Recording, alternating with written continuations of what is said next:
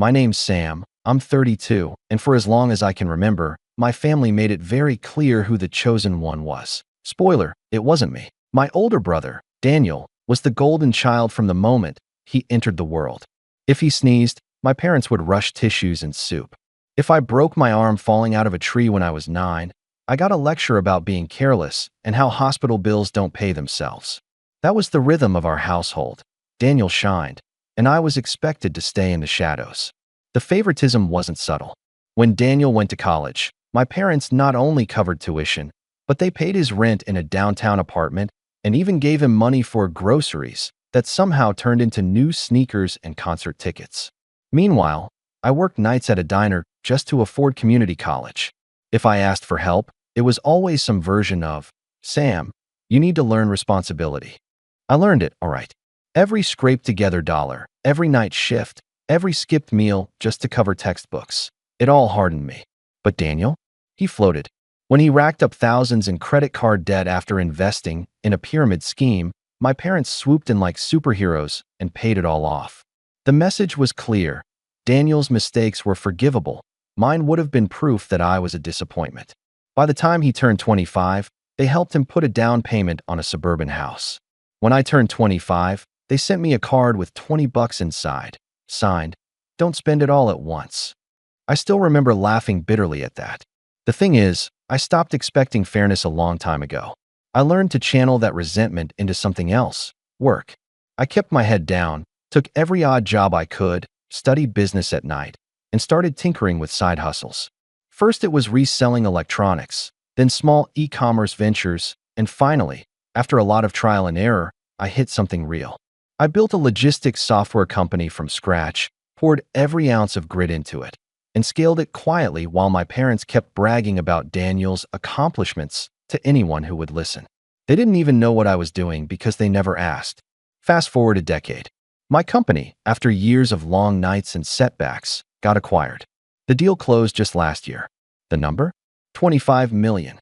To be honest, I didn't even celebrate in the way people might think. There wasn't champagne or exotic vacations. I just sat in my small apartment, staring at the signed paperwork, and thought, so this is what it feels like to finally win. But I didn't tell anyone in my family. I wanted to see how long it would take for them to notice that maybe, just maybe, the other son had done something.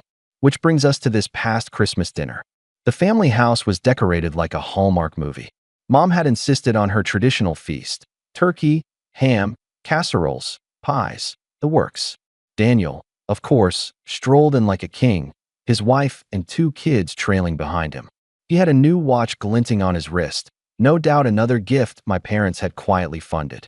My mom fussed over him. My dad opened his favorite scotch, and the whole night started off like every holiday before. Me, the afterthought.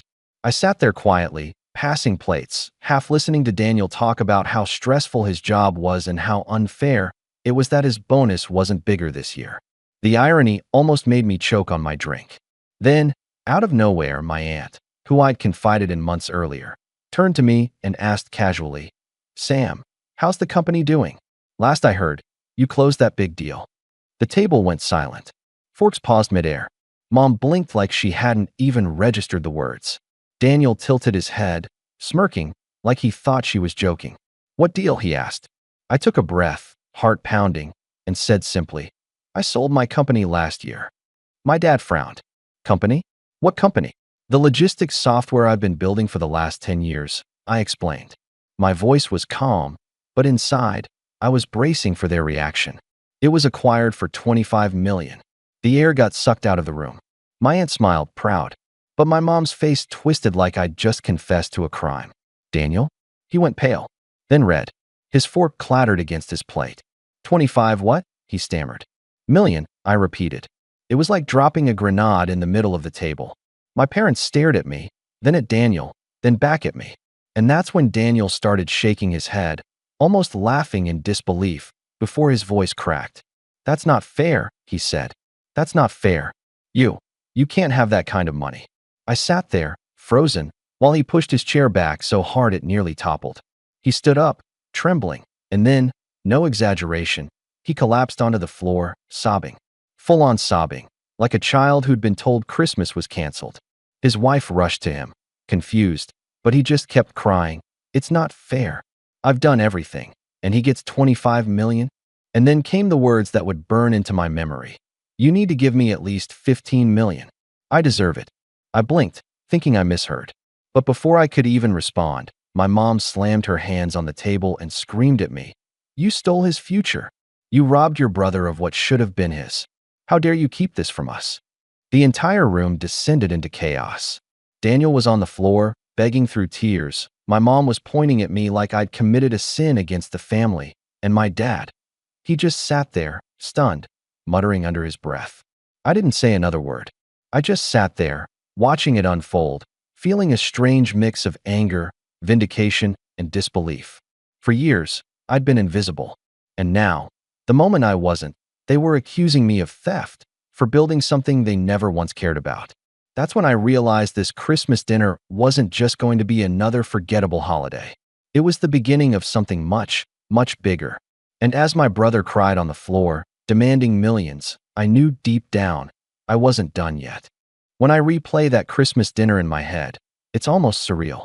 You'd think if your child suddenly revealed they'd managed to pull off something huge in life, something you never had to fund, never had to carry, never had to even acknowledge, you'd feel some pride. Even if you had complicated feelings, maybe you'd at least nod and say, well done. But that wasn't what I got. Not even close. After the bomb dropped about the $25 million, the mood in the room shifted in a way I can't properly explain. You know those family gatherings where everyone's laughing and telling stories, and the atmosphere feels warm and predictable? That all evaporated. The warmth was gone. My aunt, bless her heart, kept trying to lighten the air by making a joke about Sam being the secret millionaire, but nobody else laughed. My mom's face looked pinched, like she'd just bitten into something sour, and Daniel, well, he stayed on the floor for a good 10 minutes, crying like a man who'd lost everything. When he finally pulled himself up, he didn't even look at me. He just sat there, red-eyed, trembling, muttering under his breath about how unfair life was. His wife was dabbing his forehead with a napkin like he was on his deathbed. My dad poured himself another glass of scotch, drained it in one go, and avoided eye contact with me altogether. Sam, Mom said finally, her voice sharp enough to cut through the silence. Why didn't you tell us? Why would you hide something like this from your family? I felt every eye on me. My fork sat idle against my plate. I swallowed and answered as evenly as I could. Because nobody ever asked. That should have been enough. But she slammed her palm on the table again, rattling the dishes. Don't be smart with me. You think this is some kind of game? You think we wouldn't care about something like this? I looked her straight in the eye and, for the first time in years, let myself be blunt. You never cared about anything I was doing. Every time I tried to share something, you brushed it off. You only had eyes for Daniel. The air grew colder. My mom's lips pressed thin, my dad sighed heavily, and Daniel finally snapped his head up, glaring at me like I'd insulted his very existence. You're jealous, he spat, his voice hoarse. You've always been jealous of me, and now you're trying to make me look bad. But guess what, Mom and Dad? He wouldn't have gotten that money if it weren't for me. I nearly laughed, but the sheer seriousness in his tone stopped me. What are you talking about? He smirked, a wet, broken smirk. You only worked so hard because you were trying to compete with me. I pushed you. So in a way, you owe this to me. That money, it's mine too. That was when Mom chimed in again, nodding furiously. He's right, Sam. Your brother inspired you, even if you don't realize it. He deserves a share. It's only fair. Fair. I echoed, my voice rising. Was it fair when you paid his rent while I was eating canned soup every night? Was it fair when you bought him a house and told me to be responsible? Was it fair when you erased his debts but let me drown in mine when I was starting out? You've done everything for him and nothing for me. And now, after I finally build something on my own, you want to call it his? My voice cracked on that last word, not from weakness but from the sheer emotional weight of saying out loud what I'd bottled up for decades. Daniel slammed his fist on the table this time. I'm not asking for all of it, Sam. Just 15 million. You'll still have 10 left. That's more than enough for someone like you. Someone like me? I repeated slowly. Yes, Mom hissed. Someone who wouldn't even have made it this far without this family's influence. I stared at her in disbelief. What influence? You didn't help me with anything. You didn't even know what I was doing. But she doubled down, leaning forward, her eyes burning. You grew up in this house. We gave you food, a roof, and education. You owe everything to us and to your brother. If you think otherwise, you're ungrateful. Ungrateful. That word hit harder than I expected. I'd worked 3 jobs at once, slept in my car some nights when rent was too high, skipped doctor visits because I couldn't afford them, and they had the nerve to call me ungrateful? At this point, my aunt finally snapped. Are you all hearing yourselves? Sam worked his tail off for years, and none of you even cared enough to notice. Now that he's successful, suddenly you're entitled to his money? It's disgusting. My mom whipped her head toward her, eyes flashing. Stay out of this, Margaret. You've always been jealous of our family. Jealous? My aunt scoffed. Of what? Watching you spoil one child rotten while ignoring the other. The room felt like a battlefield now. Daniel's kids were whisked away upstairs by his wife, who looked like she wanted nothing more than to vanish. My dad kept drinking, silent, but his silence spoke volumes. It was consent to the madness, as far as I was concerned. Dinner was abandoned. Plates sat half full, gravy congealing, wine glasses untouched. Daniel was muttering under his breath again, this time about how he was owed the money and how he'd never forgive me if I didn't share. My mom alternated between glaring at me and patting his shoulder like he was the victim of some great injustice. Then came the kicker. My mom leaned close across the table and whispered harshly, though loud enough for everyone to hear. If you don't give your brother what he deserves, you'll tear this family apart. Do you really want to be responsible for that? The manipulation was so blatant it almost made me laugh. But I didn't. I just sat back, folded my arms, and said nothing. My silence seemed to infuriate her even more. Over the next hour, the pressure only grew. My mom kept circling back, asking how I could live with myself if Daniel struggled while I hoarded money. Daniel sulked in the corner like a child denied dessert, occasionally throwing in passive-aggressive comments like, "Enjoy your millions while your family starves." The man literally had a house and a steady job. He wasn't starving. My dad, he finally muttered one sentence all night. Maybe you should just give him something, Sam. Keep the peace. That was the moment I realized just how deep the favoritism ran. Even in the face of logic, even with the truth laid bare, they still chose him. Always him. When I finally got up to leave, Mom tried one last tactic. She grabbed my wrist at the door and said, "Think about what's right, Sam. Your brother's future depends on you now. Don't be selfish." I pulled my arm free, looked her straight in the eyes, and said, "For once in my life, I'm going to be selfish." And I walked out into the cold December night, heart pounding, ears ringing with everything I'd just heard. But the story didn't end there. That Christmas dinner was only the beginning. The fallout in the days that followed made everything much, much worse. I didn't sleep that night after Christmas dinner. I lay in bed staring at the ceiling, my mind replaying every word my family had hurled at me like a broken record. My brother sobbing on the floor, demanding $15 million like it was his birthright. My mother screaming that I stole his future. My father's one contribution, a weary suggestion that I just give in to keep the peace.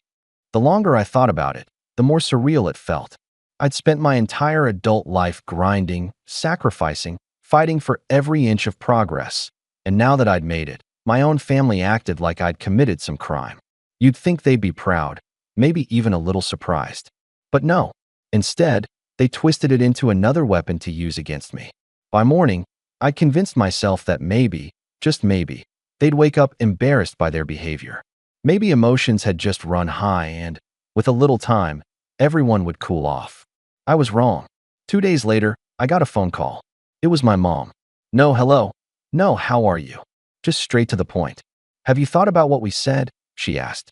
I knew exactly what she meant. About what? I replied, feigning ignorance. Don't play dumb, Sam. Your brother is under tremendous stress. He hasn't slept. He feels betrayed. We've always taught you family comes first, and this is your chance to prove you believe that. My grip on the phone tightened. So let me get this straight. You expect me to hand over $15 million just because Daniel cried about it. You make it sound so crude, she said sharply. We're not asking for the world. Just enough so Daniel can feel secure. He's always carried this family on his back, Sam. He's earned it. That line nearly made me laugh out loud. Daniel, the same brother whose debts had been paid off, whose rent and mortgage were gifts, who couldn't manage a credit card responsibly. He had carried the family. I bit my tongue, though, and simply said, "No, Mom. I'm not giving him anything." There was a pause, and then her voice dropped, low and threatening in a way I hadn't heard since I was a teenager. "You'll regret this, Sam. Mark my words. You can't turn your back on family without consequences." She hung up before I could respond. For a while, I brushed it off as empty words, just another manipulative tactic to guilt me. But I underestimated just how far they were willing to go. A week later, I went to check my business accounts. Even though the acquisition had gone through, I still kept a portion of my funds in company-linked accounts while final paperwork cleared. I logged in and froze. Several transactions had been attempted, large transfers flagged for review. None had gone through, thankfully, but my stomach dropped when I looked at the requested recipient, Daniel's personal account. At first, I thought it had to be some kind of phishing attempt or fraud. But when I contacted the bank, they told me the requests had been made using security information that only someone very close to me could have known. And that's when it clicked. My brother, or worse, my parents, had tried to access my funds. I remember sitting in my office chair, hands trembling, feeling my face flush with heat. This wasn't entitlement anymore. This wasn't just words at a dinner table. This was theft. An active attempt to rob me of what I had worked for. And if the bank hadn't flagged it, I could have lost millions. I called my mom immediately. She picked up on the second ring. "Did you or Daniel try to access my accounts?" I demanded. Her silence was answer enough. Then she said, cool as ice, "We were just making sure things were allocated fairly." Allocated fairly? I snapped. "That's not your money. You had no right, none, to even touch it." "Don't raise your voice at me," she said, her tone sharp and commanding. "We did what needed to be done. Daniel is family. He deserves his share, and if you won't do the right thing, then we will." I couldn't believe what I was hearing. My own mother was openly admitting to trying to steal from me, and she said it as if she were discussing the weather. "You realize this is illegal, right?" I said, my voice shaking with fury. "You could go to prison for this." "You wouldn't put your own family in prison," she said smugly. "Besides, who would believe you? You've always been bitter, always tried to paint yourself as the victim. If it comes down to it, we'll make sure everyone knows how selfish you really are." That line cut deeper than I care to admit. Not because I believed it, but because I knew how easily they could spin the narrative. To outsiders, Daniel was the charming golden boy, the one everyone praised. I was the quiet one, the one who kept to himself. Who would they believe? The son who'd been celebrated his whole life, or the one who'd been overlooked and now suddenly had money? I hung up before I said something I couldn't take back. That night, I couldn't shake the sense of betrayal. My own family had crossed a line I never thought they'd cross. And it didn't stop there. Word started to spread among extended relatives, cousins, uncles, people I hadn't spoken to in years. They all suddenly remembered I existed. I started getting messages like, "Hey cuz, heard about your big payday. Let's grab lunch." Or worse, "Your brother mentioned you were being stubborn about helping family." That true, it became clear. My mom and Daniel were poisoning the well. They were spinning the story to make me out as the greedy villain, hoarding money while poor Daniel suffered. They conveniently left out the part where he lived in a house my parents bought him, or that he was gainfully employed. To hear them tell it, Daniel was practically destitute, and I was a miser sitting on a pile of gold. The worst blow came when I showed up at my parents' house unannounced a few days later, desperate to confront them face to face. I wanted to look them in the eyes and ask how they could justify stabbing me in the back like this. When I pulled into the driveway, though, something caught my eye. A brand new luxury car parked out front. I didn't recognize it, but the license plate frame still had the dealership's name on it. Inside, sitting at the table, was Daniel, grinning ear to ear, jangling the keys. "Nice ride, huh?" he said, smirking. Figured I deserved to treat myself. My blood ran cold. "How did you pay for that?" I asked slowly. He leaned back in his chair, stretching like a cat who'd just eaten a canary. "Family takes care of each other. Mom and Dad knew you'd come around eventually, so they helped me get a head start." My gaze snapped to my parents. Mom crossed her arms, defiant. Dad wouldn't look me in the eye. "You used my money, didn't you?" I asked, voice trembling. Mom didn't flinch. "Consider it in advance. You'll understand one day." That was it. The breaking point. It wasn't just about the money anymore. It was about trust, respect, basic decency. They had taken what was mine without permission, justified it in their twisted way, and expected me to swallow it. I stood there, fists clenched, heart hammering, staring at the people I once called family. And in that moment, I knew something inside me had shattered. There was no going back. What they didn't know was that while they were busy betraying me, I was already thinking several moves ahead. I remember standing in that dining room, the keys to Daniel's brand new car glinting in his hand like some trophy he didn't earn, my parents glaring at me as if I were the criminal. My chest felt tight, like I couldn't get a full breath. That moment wasn't just betrayal, it was a breaking point. Something inside me snapped, but instead of rage, what washed over me was a deep, suffocating hollowness. I didn't shout. I didn't argue. I just turned around and walked out of the house. My footsteps felt heavy, like I was dragging a chain behind me. When I got to my car, I sat in the driver's seat with my hands on the steering wheel, staring at the front of the house. All the memories from my childhood rushed back. The nights I'd done homework alone in my room while my parents cheered at Daniel's football games, the birthdays they'd forgotten until dinner time, the excuses they'd made whenever I asked for help. And now, even after everything, after finally carving out a life of my own, they had the audacity to steal from me and call it fair. I drove home in silence, the winter night pressing against the windows. My apartment felt colder than usual when I stepped inside. I didn't bother turning on the lights. I just collapsed on the couch and sat in the dark, staring at nothing. For the first time in years, I felt truly defeated. The following weeks blurred together. I stopped answering phone calls from my parents. Every time I saw their names light up my phone, my stomach turned. My brother left smug little voicemails, his tone dripping with fake concern. "Hey, Sammy, just checking in. Look, I know you're upset, but you can't hold on to that money forever. Family shares, you know." He said it as if he was the reasonable one, as if I were the problem. I avoided extended family too. The whispers were already circulating. My cousin messaged me out of the blue with, "Dude, why are you being so cold? Daniel says you're refusing to help the family. After everything your parents did for you." That line hit me harder than it should have. After everything they did for me. What exactly was that? A roof over my head when I was a child? A few meals? Meanwhile, Daniel got houses, tuition, bailouts, cars. I didn't bother replying. Work, which used to be my escape, didn't even feel like a refuge anymore. Every email I opened, every investor call I joined, was tainted by this gnawing thought. What if they try again? What if they come after me in court? Could they manipulate the narrative enough to make it look like I owed them? I double-checked every account, every legal document, adding extra layers of security. I barely slept. The exhaustion ate at me. I stopped going out. I stopped seeing friends. I didn't tell anyone what was happening because, frankly, I was embarrassed. Who wants to admit that their own family would stoop so low? It felt humiliating, like I was the butt of some cruel cosmic joke. One night, around 2 in the morning, I found myself sitting at my kitchen table with a notebook, writing down everything. Every slight, every instance of favoritism, every betrayal. It was messy at first, just scribbles, but then it turned into something more organized. Almost like a case file.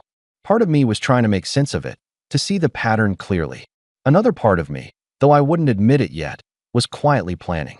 The lowest moment came when I bumped into an old friend, Josh, at a cafe. He hadn't heard the family gossip yet.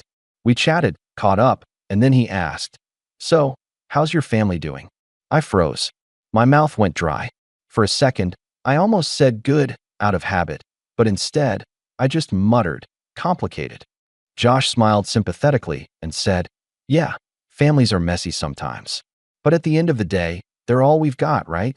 I nodded, but inside I wanted to scream. The truth was, I felt like I didn't have a family anymore. They'd chosen greed over me, again and again. And now they'd taken it to a level I couldn't forgive. That night, back in my apartment, I realized I was mourning them. Mourning parents who never really saw me. Mourning a brother who treated me like a rival instead of kin. Mourning the idea of a family I never truly had. It was grief, plain and simple, but it came with a strange clarity. If they wanted to see me as the selfish villain, fine. If they wanted to call me ungrateful, fine. I wasn't going to keep breaking myself to prove otherwise. But I also wasn't going to let them strip away what I built. Slowly, I started taking small steps. I contacted a lawyer I trusted, explained everything. Every attempt at accessing my accounts, every manipulative demand, every theft. He listened carefully, then leaned forward and said, "Sam, you need to protect yourself. Legally, financially, and personally." So I did. I started moving assets into trusts they couldn't touch.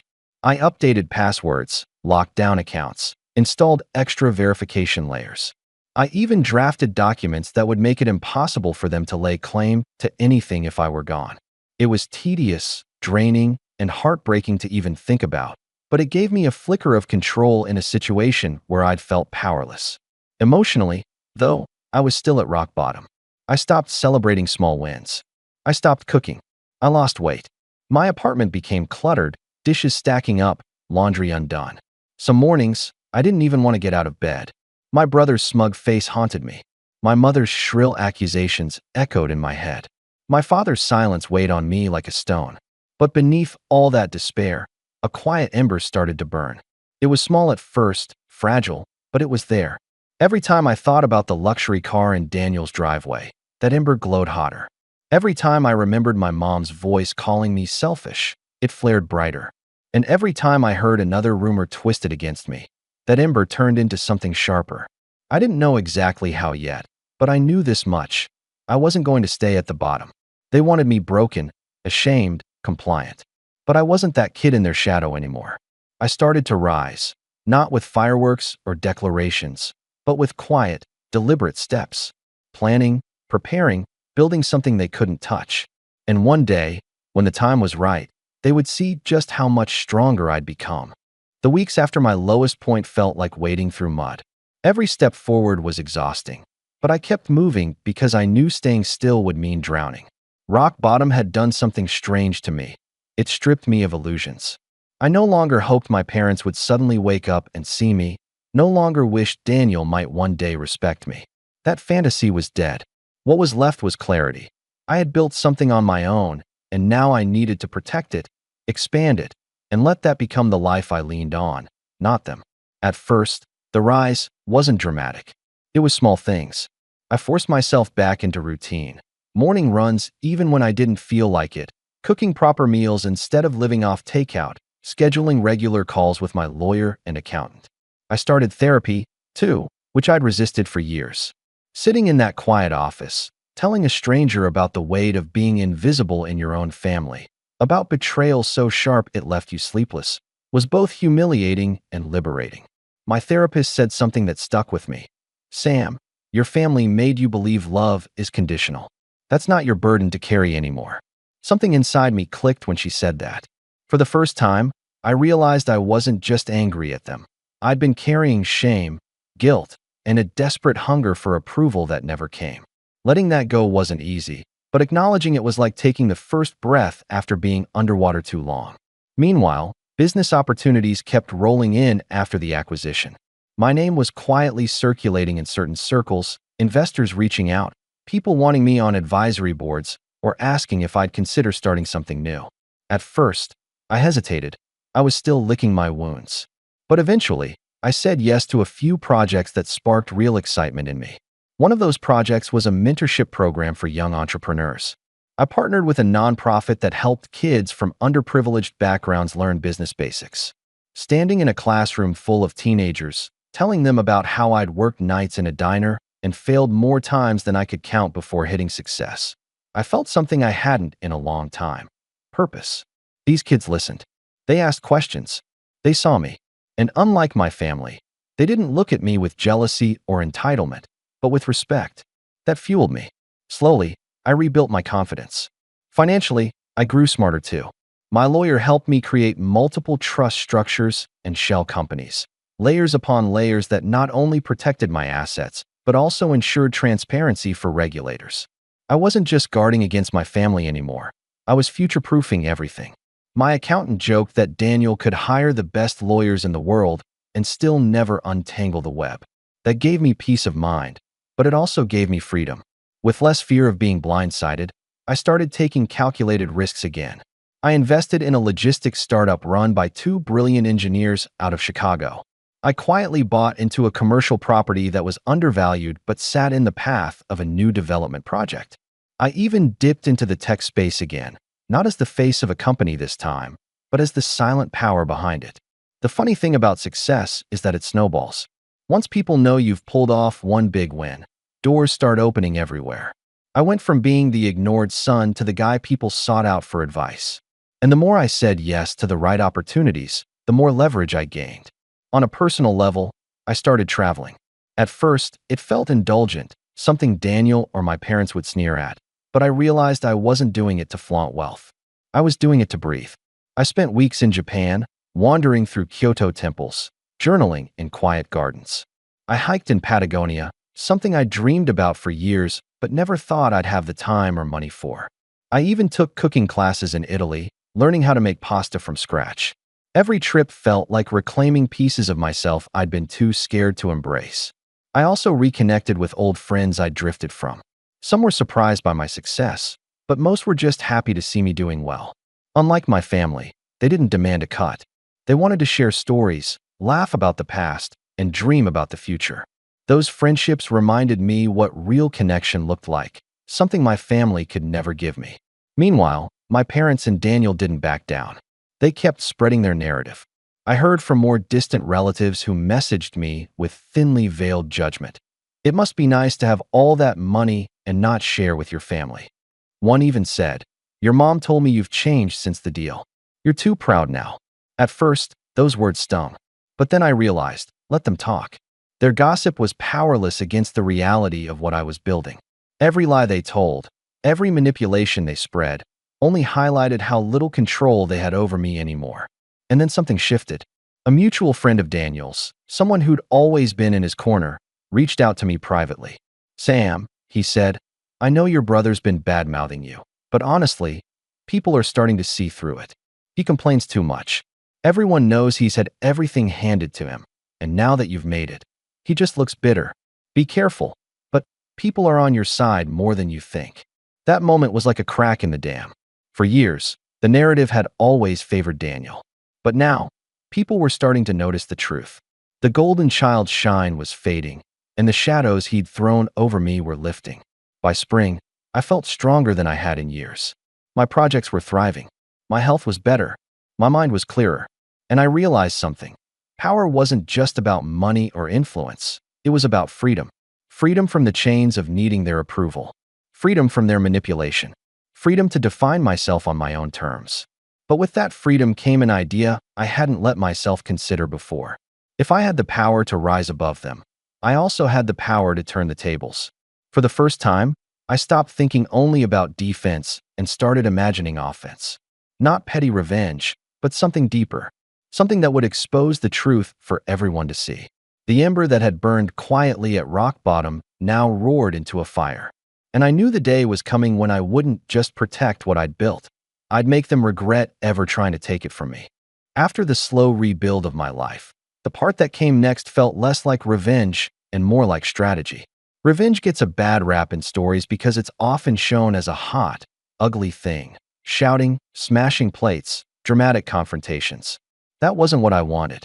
I wanted something cooler, inevitable.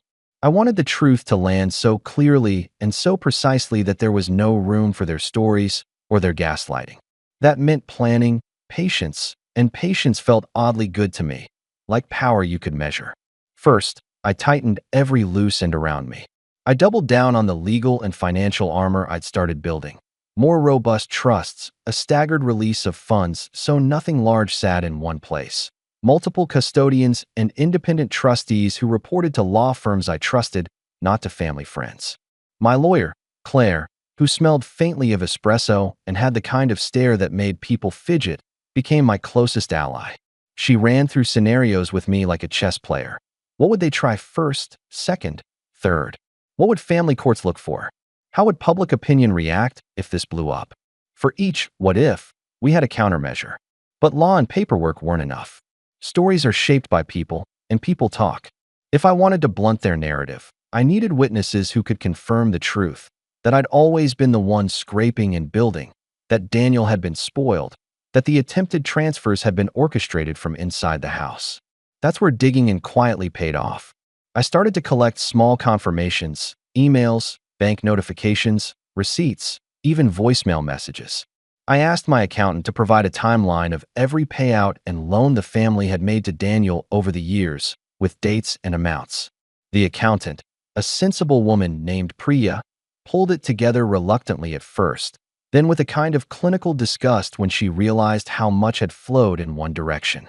The spreadsheet she made was damning. Mortgages paid off, credit cards cleared, rent paid for years, a down payment wired from an account with my parents' names listed as the origin. We labeled each entry with a note about whether it was a gift or a loan. And when nothing in writing existed, we marked it as oral promise or family assistance. It was messy, but the pattern was impossible to miss. Next, I hired a private investigator. I don't like the idea of sleuthing into people's lives. It felt icky at first, but the PI wasn't digging for gossip. He was looking for documents and confirmations, dealership invoices, transaction authorizations, IP logs from the bank showing times and IP addresses used to attempt transfers, any signature forgeries, anything that proved a hand-on intrusion rather than rumor. He found the dealership receipt for Daniel's new car and, crucially, a string of emails between the dealership and my parents confirming payment arrangements. He found warranty paperwork for appliances bought by my parents the month after the alleged bank transfer attempt. These receipts matched the dates of suspicious bank activity. It was the kind of mundane paperwork people don't think about, but mundane things are evidence in uncomfortable, practical ways. I also started quietly talking to people who knew my family from outside the house. Old neighbors, a teacher from high school, the woman who ran the little bakery where Mom loved to gossip. Nobody wanted to be dragged into a fight, but most were willing to confirm simple facts: that Daniel never worked nights, that my parents had frequently offered financial help to him, that they'd celebrated him in ways they never did me. Those confirmations were small, human things, no one's morality on trial, just context. I recorded conversations where people agreed to be recorded, again, legally and with consent, so there would be no he said, she said later. At the same time, I played a longer game, reputation. I began telling the truth about myself, publicly but on my terms. I did interviews, but not the flashy kind where you tout numbers. I spoke about failures, about long nights, about the charity mentorship work that had become important to me. The more I talked about the truth of my journey, about working in a diner, sleeping in the car, paying my own way, the more the public narrative shifted. People liked a comeback story, they liked grit. My mom's little campaign of "he's changed" started to look like sour grapes when juxtaposed with the reality I was telling, that I had built something from the ground up without family help. It wasn't a PR stunt.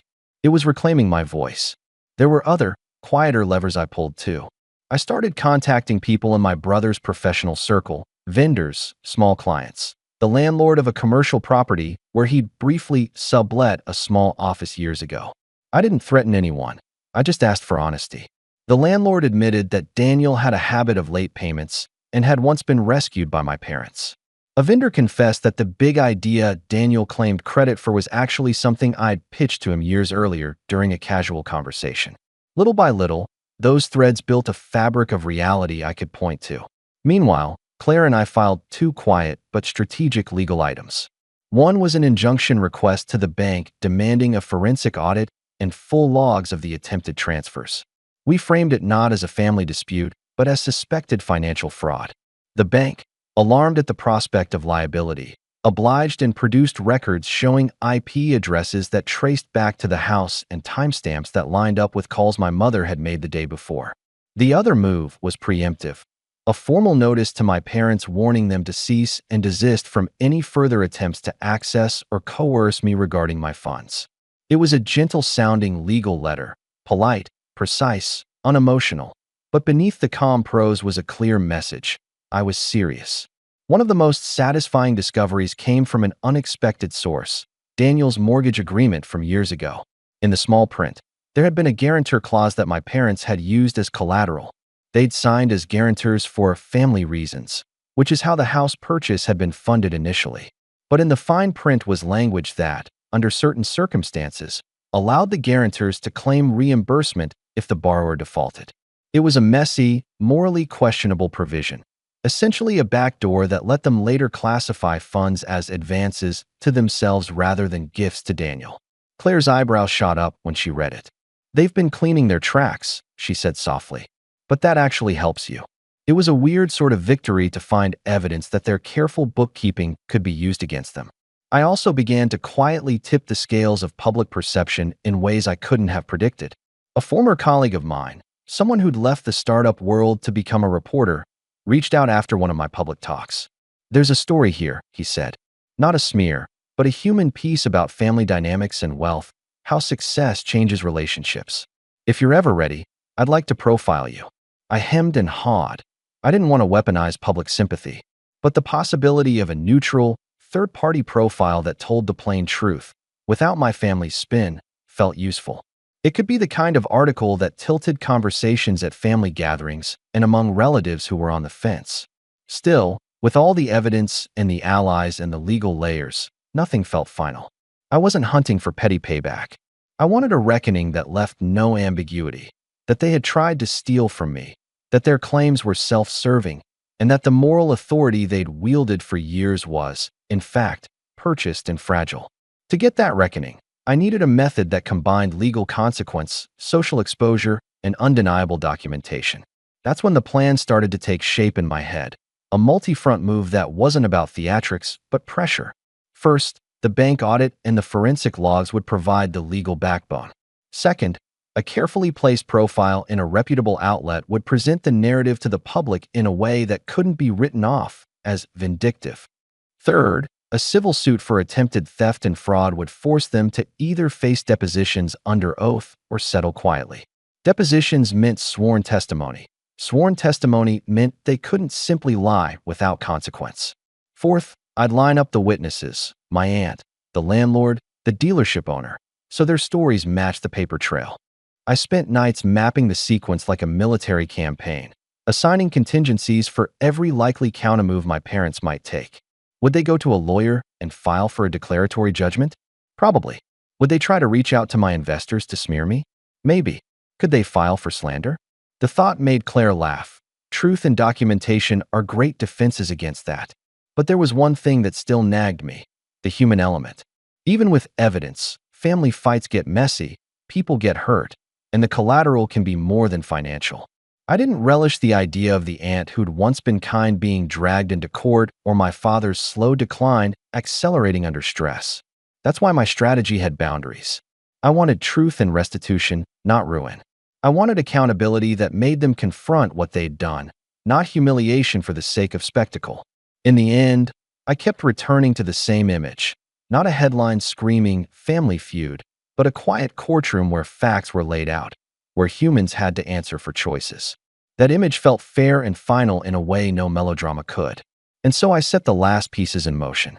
The bank audit came back with the logs pinned to my parents' IP. The dealership confirmed wire instructions that overlapped suspiciously with dates of attempted transfers, and a few reluctant relatives admitted, off the record, that mom had been pushing the narrative with a vengeance. Claire drafted the initial complaint, not as an angry broadside, but as a surgical document referencing specific incidents, dates, and legal claims. The reporter's interest grew into a promised profile. Priya finalized the financial timeline.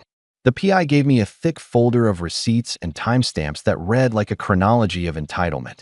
One evening, sitting at my kitchen table with the folder spread open, I felt something I hadn't felt in a long time: calm. The ember was no longer a flame. It was a mapped operation. I could see the next steps clearly. File the suit, let the bank records speak, let the witnesses corroborate, and allow the truth to do what manipulative narratives never could: be undeniable. I called Claire and told her I was ready. She asked one question: "Are you prepared for how this will look in the moment?" I thought of the keys in Daniel's hand, of my mom's smugness, of the nights I'd spent feeling invisible. I thought of the mentorship program kids who looked at me with new eyes. I felt ready. The next morning, I sent the file to Claire with a single line in the subject: "Proceed when ready." Then I sat back and waited for her email to come through, and for the moment when everything I'd gathered, quiet and steady, would be put into motion. When Claire filed the complaint, it felt oddly anticlimactic. Paperwork submitted, copies served, the legal equivalent of setting the first domino. But the real work, the satisfying part, wasn't the filing. It was watching the machine we'd built begin to move with quiet inevitability. The bank logged the forensic report as evidence. The reporter promised the profile would run the week the complaint hit. Priya emailed the spreadsheets to our counsel with notes in the margins. The PI dropped off a fresh folder that had the dealership's invoice loose in the middle like a smoking pistol. Everything I'd collected for months, receipts, recordings, timelines, now had a stage to be heard on. The first call from opposing counsel came the afternoon the complaint was filed. It was terse, the kind of voice that tries to sound reasonable while feeling you out. "We'd like to discuss an early resolution," he said. "Your client must understand the family damage this will do." It was the same old play, weaponize guilt, attempt to deflect. Claire's response was cool and clinical. "We can discuss a resolution," she said, "but it must account for attempted unauthorized transfers, misappropriation of funds, and the emotional distress caused. We've got logs, receipts, and witnesses." She didn't raise her voice. She didn't need to. The man on the other end of the line tried a softer tone, but it didn't change anything. He asked for a meeting. We scheduled one. Before the meeting, Claire walked me through strategy like a general. "Don't do theatrics," she said. "Let the evidence speak. If they come with offers, we evaluate them. If they try to threaten, we file countermeasures. And remember, this is a civil case, not a carnival. People respect facts more than fury." Her calm steadied me. For the first time since the keys in Daniel's hand, I felt like I was not simply reacting, but directing. The meeting took place in a small conference room with a glass wall that made everything feel visible, intentionally so. Opposing counsel brought one of their own, a woman known for shepherding delicate family disputes into settlements. My parents showed up with Daniel perched beside them like a wounded animal who still believed himself entitled to comfort. Their faces had that brittle composure of people who want to appear reasonable in front of strangers. Mom kept trying to meet my gaze and failing. Dad avoided my eyes entirely. Daniel kept clearing his throat. We sat down. The lawyer for my parents opened with a plea for family unity and a vague threat about the pain public litigation can cause. Claire handed over the bank logs first, with a steady, practiced gesture. The room grew quiet as the auditor's timestamps and IP addresses scrolled across the lawyer's tablet. Claire explained, succinctly, that the attempted transfers had originated from an IP address registered to their home, and that dealership wires coincided with calls placed from the same numbers. She didn't make accusations, she presented facts, and then sat back. Mom's face went an odd shade. "Those timestamps. There must be an explanation," she said. Her voice trembled between disbelief and anger. We were worried. We were trying to help. It was the same justification she'd used before, softened for a meeting room. I felt a strange detachment listening to her. Every excuse they offered had been rehearsed. They'd practiced how to sound repentant without admitting culpability. I'd heard it at dinner, in phone calls, in voicemails. Nothing new. Then Claire called my aunt to the stand. Well, not a legal stand, but she had the folder with the recorded conversation. My aunt's voice, calm and honest, described the timeline. How I'd confided in her months ago about the deal, how she'd been shocked that my parents had reacted the way they did, how Mom had begun making comments about fair shares. Hearing my aunt recount this truth in a neutral room felt like a private exoneration. The opposing counsel shifted, uncomfortable. We didn't get an immediate settlement. Instead, the meeting dissolved into threats veiled as logic, negotiations cloaked as concern. "If we settle quietly," Dad's lawyer said, "we can avoid the spectacle."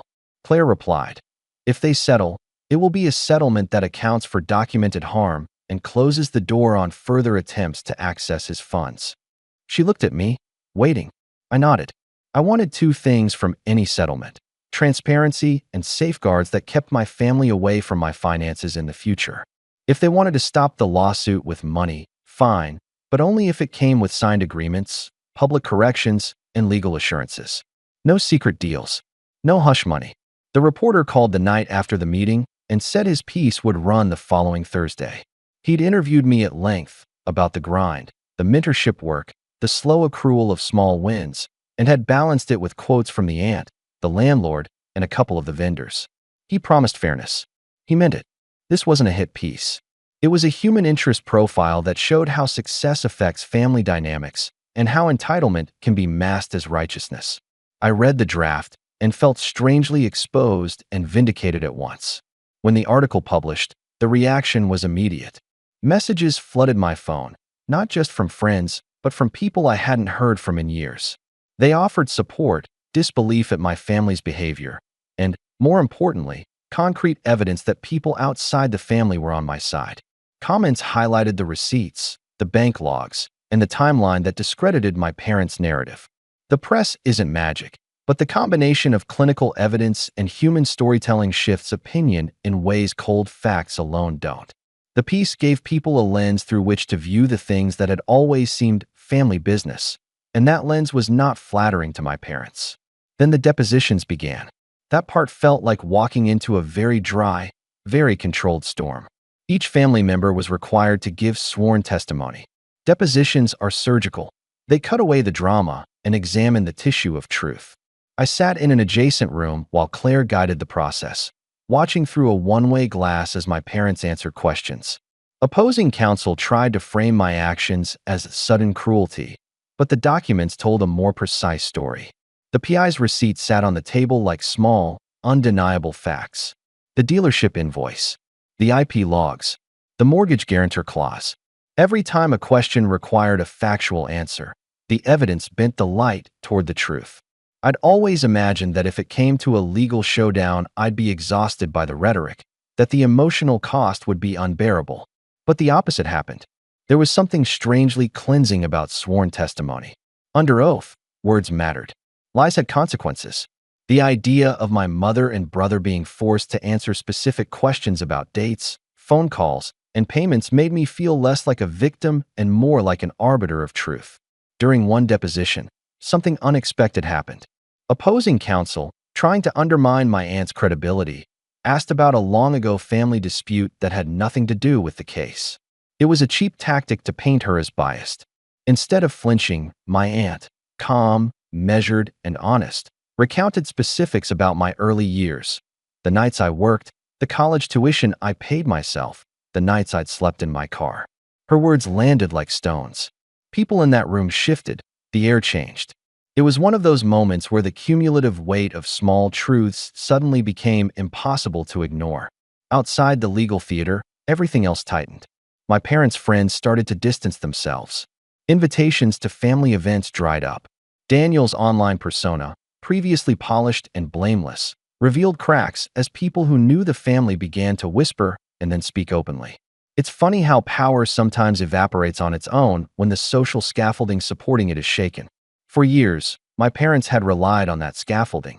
Their neighbors, church friends, casual acquaintances who knew just enough to repeat a sympathetic line. The documentary evidence and the profile pierced that illusion. There were offers along the way. Opposing counsel called with settlement numbers that were generous if all I wanted was money and silence. Think about the emotional cost, he said. A quiet settlement protects everyone. Claire forwarded the offers with annotations. If they accept, insist on public correction and enforceable protection measures. Otherwise, decline. I thought about the car keys, the attempted transfers, the looks at the dinner table. I thought about being powerless and then about the calm, legal scaffolding I now controlled. I thought about the mentorship kids who deserved to see me stand up for myself. What I didn't think about was humiliation. I didn't want to humiliate anyone for sport. I wanted accountability.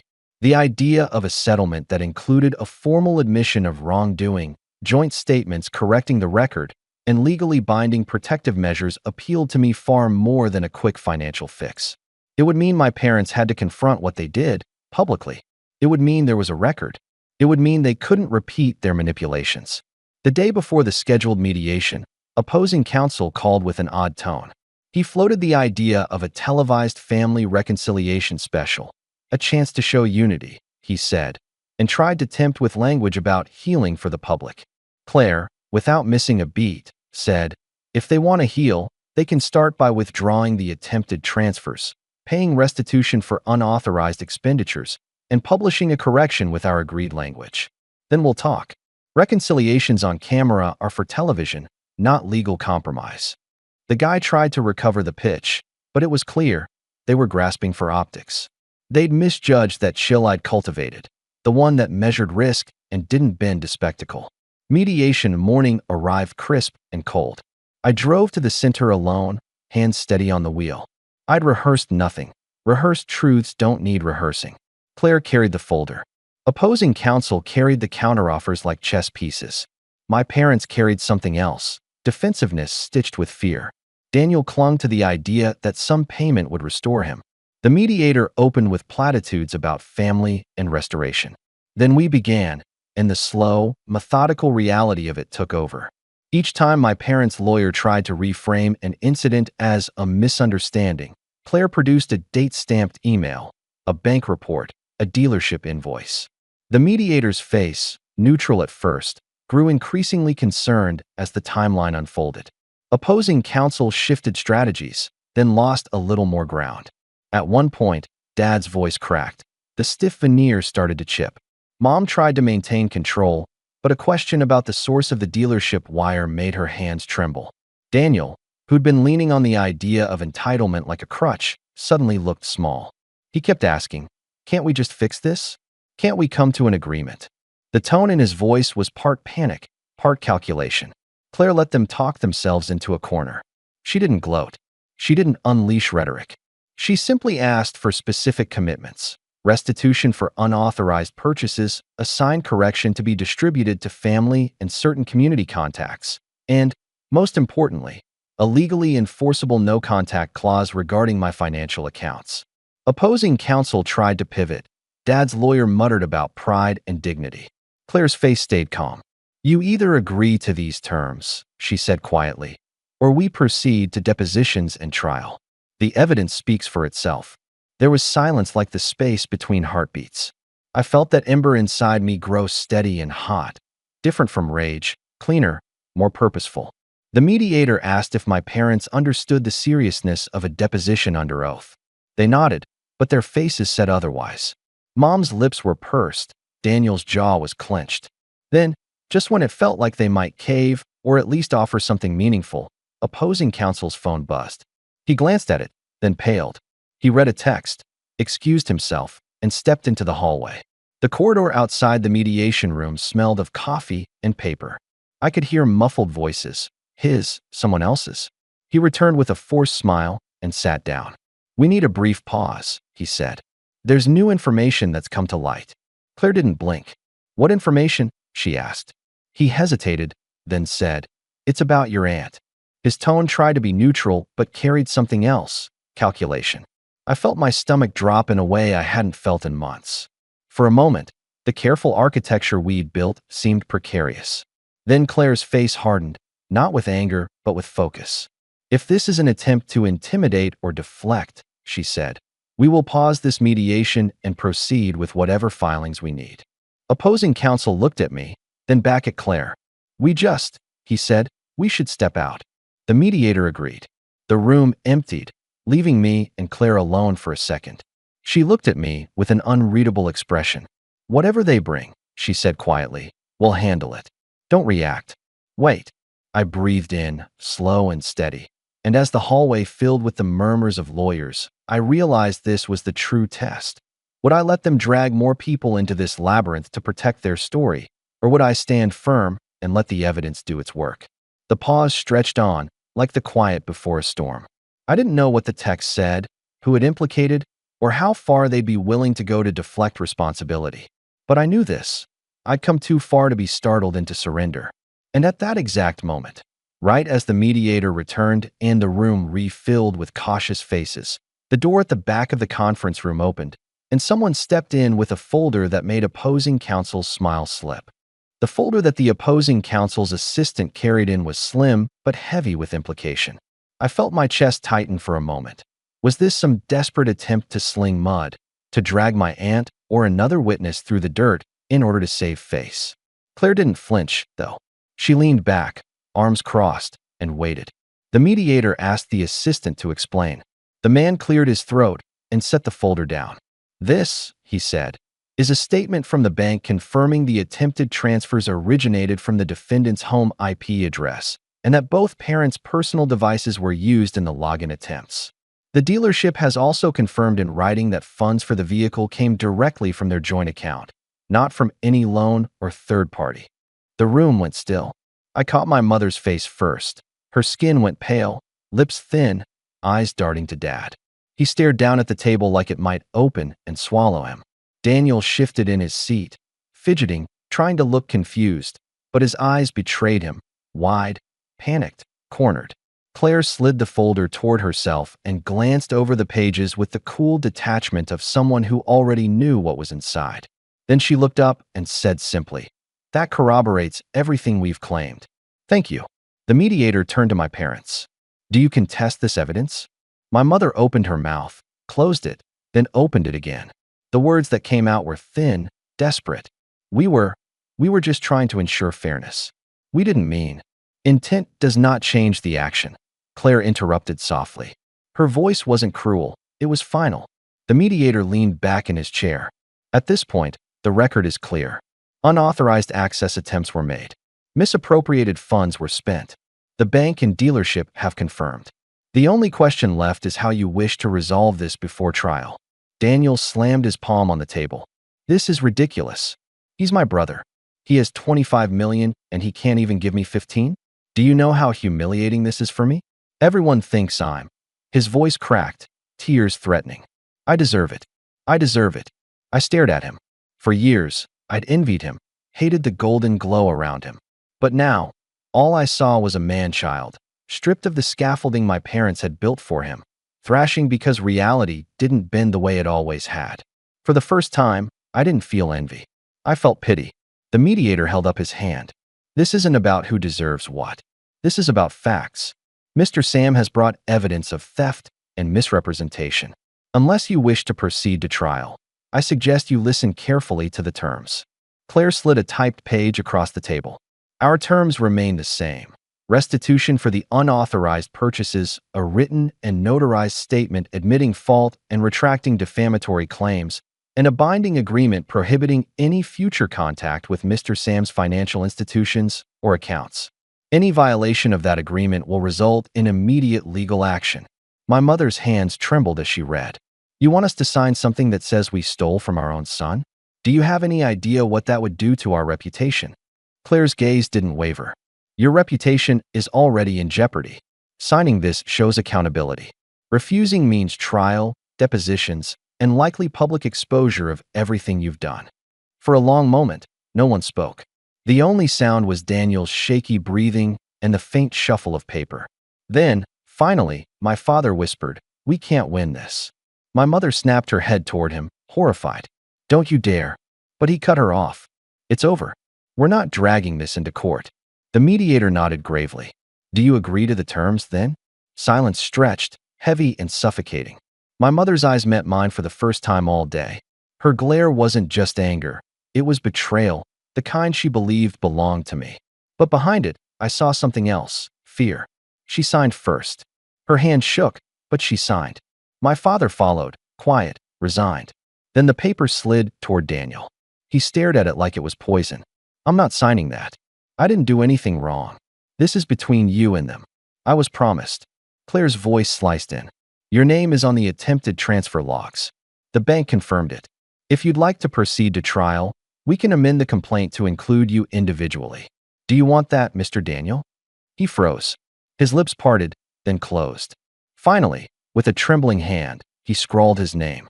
And just like that, the weight shifted. The mediator confirmed the agreement. The documents were collected, sealed, filed.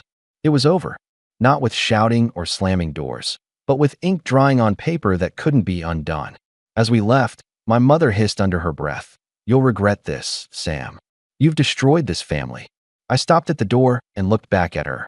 For once, my voice didn't shake. "No, Mom. You destroyed it when you chose greed over love. I just stopped letting you take me down with you." Her face twisted, but she said nothing. Outside, the winter air hit my face like a baptism.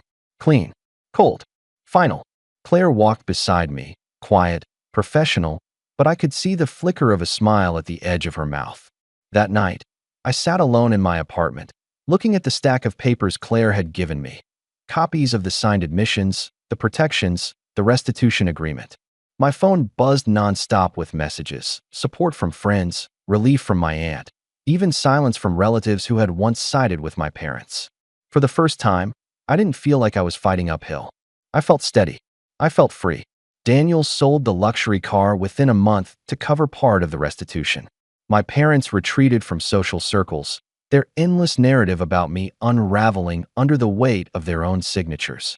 The golden glow around Daniel dimmed until it was nothing but dust. And me? I kept building, kept mentoring, kept living. Not for revenge anymore, but for myself. The fallout didn't leave me bitter, it left me lighter.